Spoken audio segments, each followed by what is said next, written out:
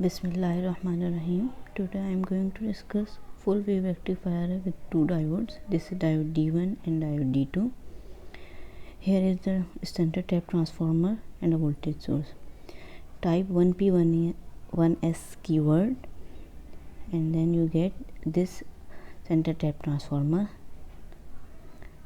I am using this center tap transformer. 1P1S is the keyword.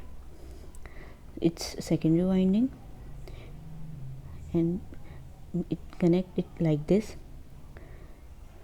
Place a voltage source. This is voltage source. You can change its frequency and amplitude as well. From here change its frequency as well. So let's start analyzing the circuit. First of all, I would like to show you how does this center tap work. Place voltage probe at the input side. Place second probe to analyze the secondary winding. Place it at the secondary winding, first upper secondary winding. This is voltage will appear at diode D1. Let's rename it VD1. Place another probe and this is for diode D2 or secondary winding 2.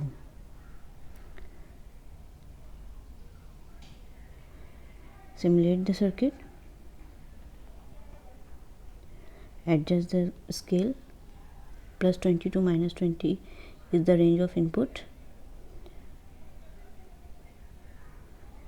You can view whole waves now. This is almost 2 volts peak.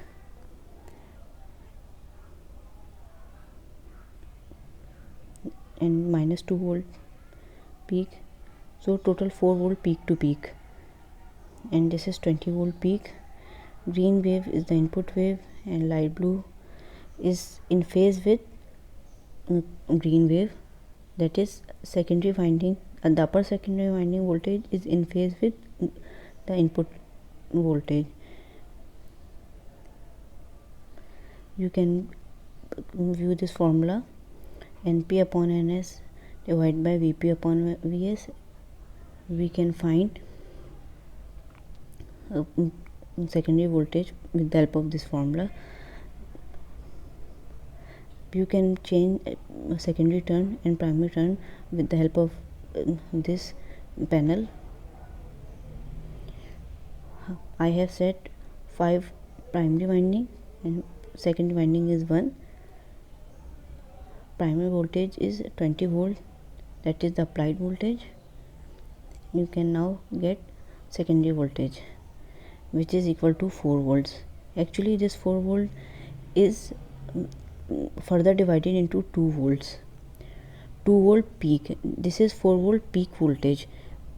As you know, peak voltage of the primary winding is 20 volt while the whole voltage is 40, and when we peak to peak is 4 volts, 40 volts.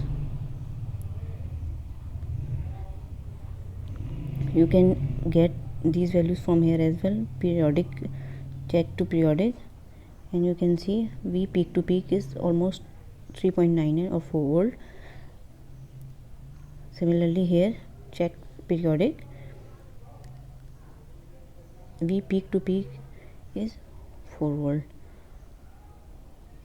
You can check from as this as well. After center tap transformer, D1 and D2 are diodes. Diode D1 receives positive polarity of the sine wave while D2 receives negative polarity of the sine wave. It makes diode D1 forward bias and diode D2 reverse bias. Diode D2 receives negative polarity, as you show, as you see in this diagram. Both diode D1 and D2 works as an individual half wave rectifiers. Now let's before adding a capacitor or filtering capacitor, let's see the output of this circuit. This is the output of this circuit, and it is 1.3 volts. As I discussed, the maximum voltage of diode receive is 2 volts, and after diode drop, this is 1.3. After adding appropriate value of capacitor, let's simulate the circuit. Green wave is the input waveform, which is 20 volt, and blue is the filtered DC voltage or straight line DC voltage. It is almost 1.27 volt after filtration.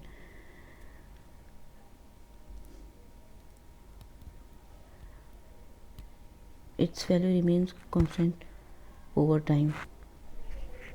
Now let's add probes to input.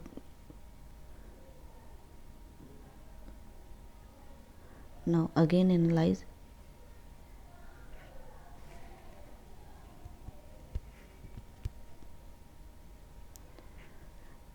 Diode D1 and D2 receive opposite polarity sine wave at the same time. This is 1.99 peak,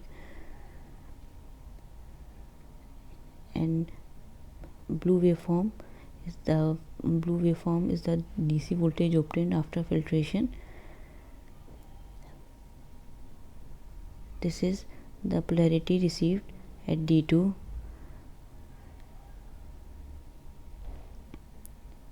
This is almost minus 2 volts.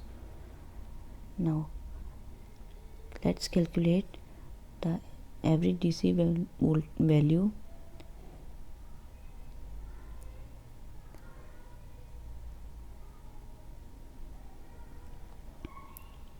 This is the input voltage of 20 volts or VP. This is VP, 2 volts. Actually the diode receive these 2 volts, not the 20 volts. So the value of VP is 2 volts here. The peak voltage, not peak to peak. Peak to peak is 4 volts. Time period is 1 upon f because or 1 upon 50 or pi because it repeats after pi, or the pulsating DC repeats after pi.